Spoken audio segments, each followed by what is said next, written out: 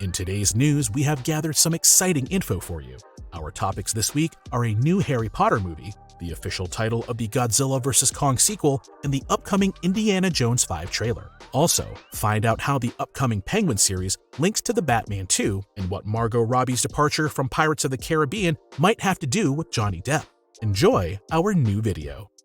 When rumors started circulating some time ago that Birds of Prey actress Margot Robbie was to star in an upcoming 6th Pirates of the Caribbean film, many fans were amazed. At first glance, this was perhaps an unusual casting. But as long as the film had been a standalone and not a cheap Jack Sparrow copy of the opposite sex, the film surely wouldn't have performed badly. In an interview with Vanity Fair, the 32-year-old spoke about her future in the Pirates of the Caribbean franchise and ruled out all speculations about her role. There had been an idea for a spin-off in which she would have played the lead role, but the interest on Disney's part seems to have faded in the meantime, so that there will not be a collaboration after all. Her clear statements in turn are creating new rumors as to why Disney has now backed away from the spin-off after all, due to the statements made by producer Jerry Bruckheimer this summer that he and author Ted Elliott are currently working on a script for Pirates of the Caribbean 6. Some fans now suspect that Johnny Depp will make a comeback. Depp, on the other hand, has stressed several times, including in his trial against Amber Heard, that he will not return to Disney. Thus, at the moment, there are no clear answers about the future of Pirates of the Caribbean. But it could well be that the relevant steps towards the future will be taken in the coming months, because despite the lack of more detailed information, it does not look as though there will be a goodbye to the film series. The play, Harry Potter and the Cursed Child, has performed worldwide since 2016. The story takes place 19 years after the events of Harry Potter and the Deathly Hallows and was actually supposed to be brought to the big screen. However, the reality of recent years looked different, and so the idea was scrapped. Under the management of the new Warner Brothers Discovery chief David Zaslav, that will now change. The adaptation of the play would fit very well into the new strategy of the company, which wants to promote more of its in-house brands and focus on quality over quantity in the future. As the Direct reports, the film adaptation of the stage play is being tackled by Zaslav and producers Michael DeLuca and Pam Abdy. Unlike the books, the story is not the work of J.K. Rowling directly, but of screenwriter Jack Thorne, who premiered the play in London in 2016. Nevertheless, Zaslav is aiming for a strong collaboration with Harry Potter creator Rowling, who in previous years, however, has been rather averse to adapting the play into a film. Her planned involvement in the movie adaptation is sure to attract some fans, but there is no official confirmation yet. The plot of Harry Potter and the Cursed Child is about Harry and Ginny's son, Albus Severus Potter. Now that the hero of the fantasy novel and movie series is an overworked employee of the Ministry of Magic, his son is standing on his own 2 feet and wants to follow in his father's very big footsteps. But in doing so, he puts himself in great danger and is soon in need of help. When exactly the new Harry Potter movie is to be released is still uncertain. For now, we are waiting for official news from Warner Brothers.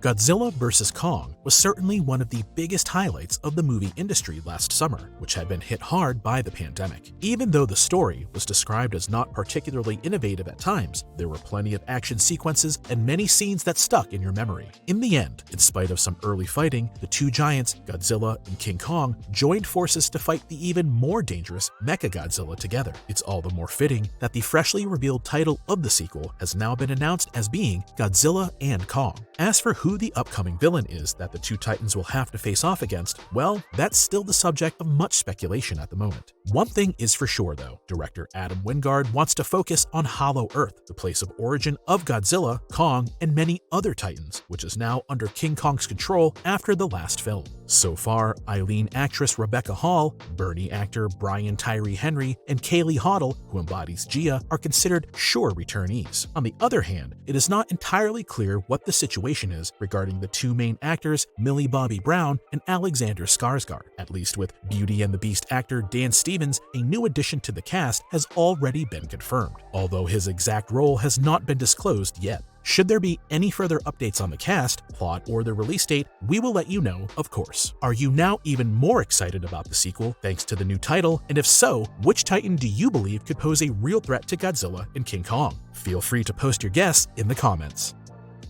This week, there was new information regarding the upcoming Penguin series from DC. After Colin Farrell's role as the villain got a lot of positive feedback, the Penguin will soon get his own series at HBO Max. Not a lot is really known yet, which is why it's all the more pleasing that HBO Max official Sarah Aubrey has revealed a couple of details about the DCEU project. According to her, the Penguin will be directly connected to The Batman and will be set between the movie and its sequel. In addition, the series will serve as a sort of transition between the two movies and will certainly include a few references to The Batman 2. The main focus will be on Oswald Cobblepot, aka Penguin, and his life as a criminal mastermind. So, contrary to previous speculation, the series will not be an origin story, but a conventional spin-off. Incidentally, the Batman director Matt Reeves is also producing the series and is likely to be interested in building a bridge between the Batman and the Batman 2 that makes sense in terms of plot. The series will be directed by Mayor of Easttown director Craig Zobel, with the script coming from Agents of S.H.I.E.L.D. author Lauren LaFranc. Sadly, Sarah Aubrey could not comment on a possible release date yet, so we still need to be patient a little longer. There are many rumors about the upcoming 5th Indiana Jones part, especially the return of the 80-year-old Harrison Ford, who is still not quite imaginable as a whip-wielding archaeologist, is causing some skepticism within the fan community. Up to now, though, there is still no first trailer, so one cannot really form an opinion about the film yet. However, that should change soon if the words of director James Mangold are to be believed. When a fan recently asked him when we could expect the first promo footage, Mangold promised something new in the next 30 days. He didn't explicitly mention that it would be a trailer, but given the fact that one already exists and was shown behind closed doors at the D23 Expo, a trailer is very likely. This could also help to counter the currently accumulating rumors that the movie is really bad in its present form. Allegedly, test screenings are currently taking place where 6 different endings were rated by a selected audience. Each is said to have been worse than the other, with the one where Indy's goddaughter Helena follows in his footsteps standing out particularly badly. Also included was the classic big screen death of Indiana Jones and some sort of time travel ending. The emerging negative reports are said to have caused some trouble behind the scenes, with Disney boss Bob Chapek internally demanding immediate reshoots in order to still save the conclusion of the film series. Director James Mangold denies that there have been any screenings at all, which means that the rumors should be taken with a grain of salt for now. Let's first wait for the upcoming trailer before making any assumptions. The movie is scheduled for release on June 30th, 2023.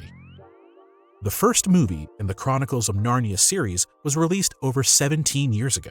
The franchise still enjoys great popularity, with the original story by C.S. Lewis being published in the 1950s and comprising a total of 7 books. 3 of them have already been adapted in chronological order, so there is still enough content for at least 4 more movies. That is something Netflix must have been aware of in 2018 when the streaming service secured the movie rights for the franchise. 4 years later, there are now serious efforts to also implement the films, which is the reason why there was the first news this week following a long hiatus. According to a report from What's on Netflix, Little Women director Greta Gerwig is expected to direct not 1, but 2 The Chronicles of Narnia movies. The 39-year-old is no stranger to the film business and is also responsible for directing the Barbie adaptation set to debut next year. She also has several Oscar nominations to her name so far. However, due to her current involvement with the Barbie film, it will probably take some time before she can start work on the Chronicles of Narnia. Yet her commitment is definitely a key first step for the production. It can be expected that they will stick close to the books again, but since the sequence among the books is quite variable, it is impossible to say with certainty which books gets to be adapted first. Anyways, we are eagerly awaiting further news. What do you guys think about Gerwig's involvement, and which actors would you love to see in the starring role?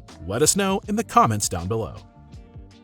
That's it for this week's news. If you haven't done so yet, we recommend you watch our new trailers for Puss in Boots 2 and Magic Mike's Last Dance. We hope you enjoyed this week's Hollywood news. Thanks for watching.